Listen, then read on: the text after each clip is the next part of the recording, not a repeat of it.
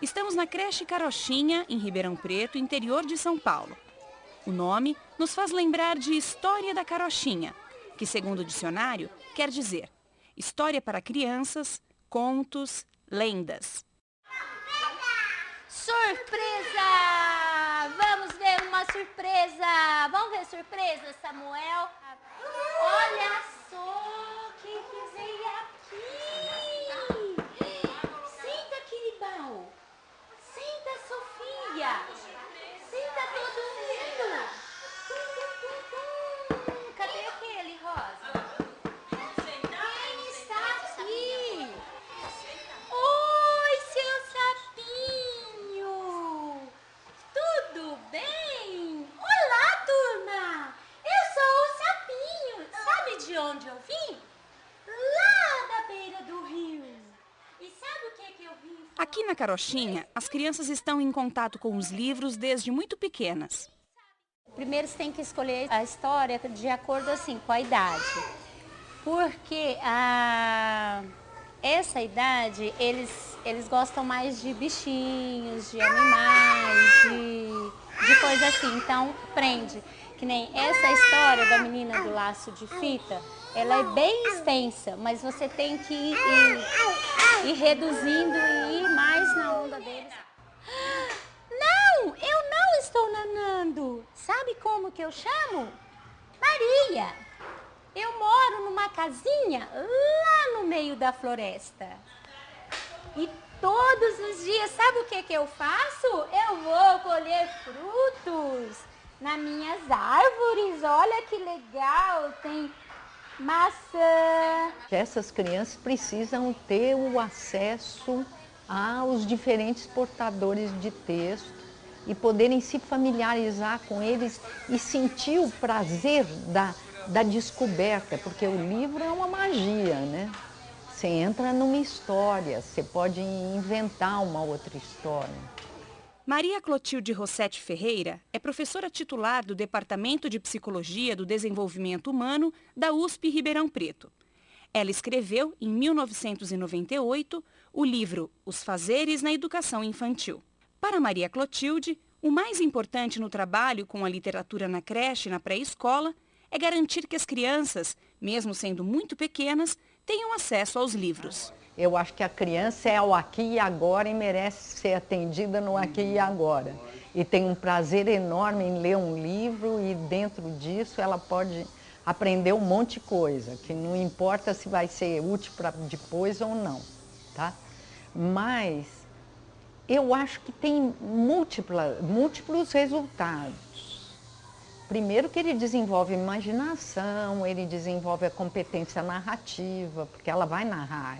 Não é só ler para ela, é deixá-la ler, é deixá-la recontar, e ela vai recontar, seja oralmente, seja por representando, brincando de faz de conta, seja até desenhando, fazendo a historinha em desenho. Então ela pode ter várias formas de contar, de recontar. E com isso ela vai desenvolvendo uma série de habilidades. No parque agora eu vou, pararatim-bum, pararatim-bum. Ah, não acredito. Ela gostou? Não gostou.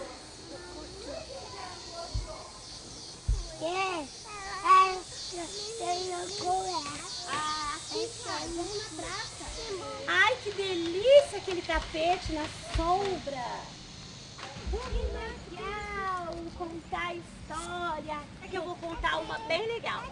Qual que é essa? É do lobo. Quem que é essa?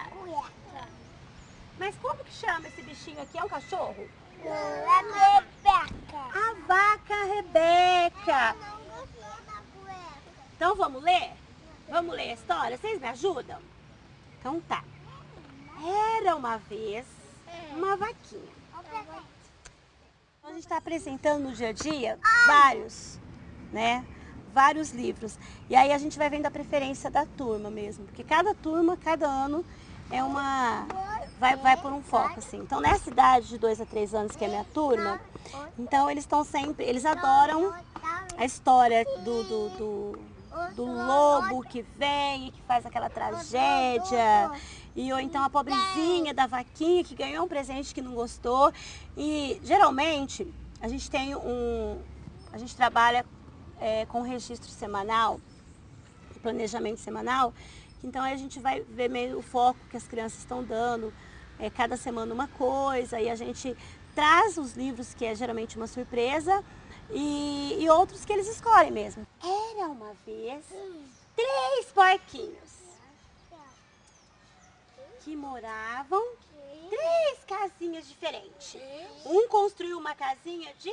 A linguagem é você ser capaz de alternar de sujeito para narrador, para aquele que recebe a ação, no presente, no passado mais que perfeito. Então, esses vários lugares da linguagem, vários tempos da linguagem, não vai ser só com vocabulário é que você vai aprender. Você vai aprender muito mais nestes jogos, e depois você começa a introduzir a criança em histórias em que você vai contando histórias e dá um papel para ela, que eu sou o gato, você é o rato, eu sou a rainha, você é a princesa, e ela joga isso, ela brinca com isso.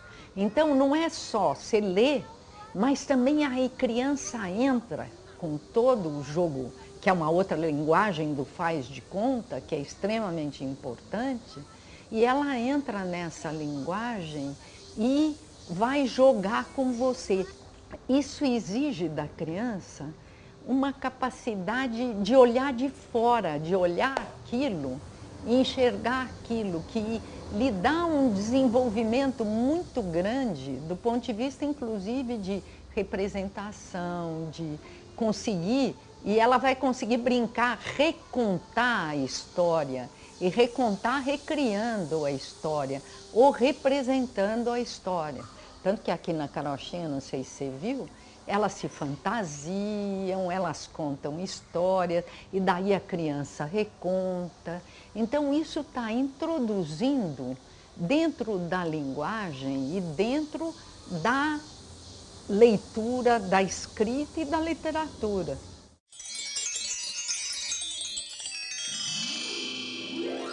A madrasta foi até o espelho e perguntou novamente: espelho, espelho meu, existe alguém mais bonita do que eu? E o espelho respondeu: existe!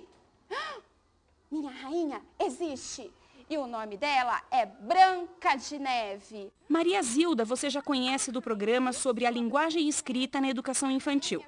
Conversamos com ela também a respeito da literatura e sobre a diferença entre ler e contar uma história. O contar é diferente do ler, porque quando você conta, você instaura um narrador, né? Um narrador que faz parte da sua experiência. Então você entra numa espécie de atividade performática, né? Você usa da mímica, né? Você usa esse suporte, né? E essa caixa, esse aparelho fonador, você usa toda essa dimensão da linguagem. Você usa gestos, você usa o olhar, né? Você usa o sorriso e você faz pausas em função... Eu estou olhando para você, o seu olhar, né, me conduz, de certa forma. Ele me ajuda, né? Eu preciso dele para continuar a falar. E essa relação com o contar. A rainha não encontrar mais você, para sua madrasta não te encontrar. Com relação ao livro, você vai instaurar uma outra forma de narrador, né? É um narrador que é um artefato narrativo, né? Que vai estar ali no escrito. E eu sou instrumento de leitura daquele escrito. Eu domino a técnica de ler aquilo. Um livro que qualquer um pode comprar, né?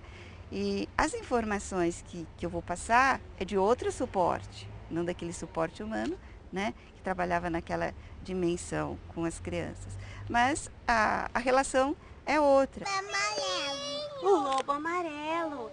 Vem cá, amigo, vem brincar comigo.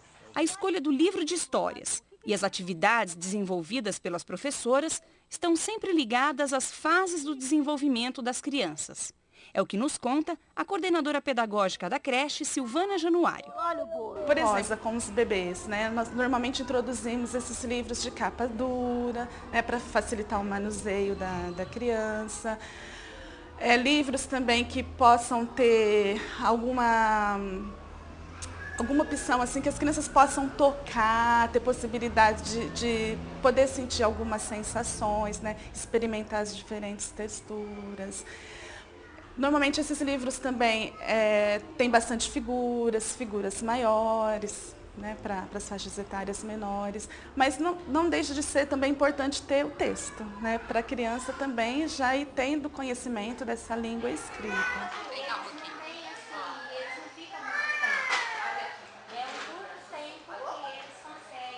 E nas faixas etárias maiores, né, a gente costuma contar muitas lendas, né, fábulas, os clássicos. E para as crianças da pré-escola, muitas vezes essas histórias são contadas também em capítulos, não precisa ser necessariamente toda contada num dia só, né? O importante assim, é ter aquele ritual de contagem, esse ritual ser de uma forma sistemática, né, para que as crianças também possam se apropriando desse momento e possam também se apropriar do hábito, né, e do prazer de ler e ouvir as histórias. E é interessante sim, porque nesses momentos a criança também ela participa, né? Ela pensa sobre aquilo que ela está ouvindo, ela dá opiniões, né? Faz relações com coisas que aconteceram com ela.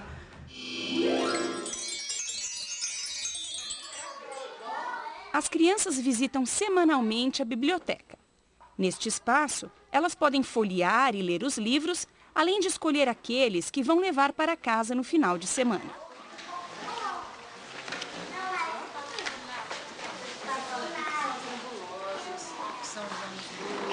Eu quero Vai falar dos planetas, é verdade. Esse não pode aqui levar? Esse não, então a gente leva pra sala. Pode ser? Eu já escolhi. Eu quero Adoro você, canguru azul. Esse deve ser legal. A linguagem como literatura, ela é a arte da palavra e a arte das letras também, né? E são letras que se movimentam também no papel, né? Elas não estão mais rastejando, as letras ganharam cor, ganharam volume, então ganharam formas. Então são elementos que, além de contribuir para a formação desse leitor que percebe a performance da escrita no contexto da literatura, ela também está vinculada com a questão da educação das artes visuais, né? Do movimento, que está ligado com a música, né? Então, a literatura, como é esse nicho de palavras que revestem imagens, sons, né? Imagens das mais diferentes, as imaginativas, as imagens sonhadas, né? Ela é muito propícia para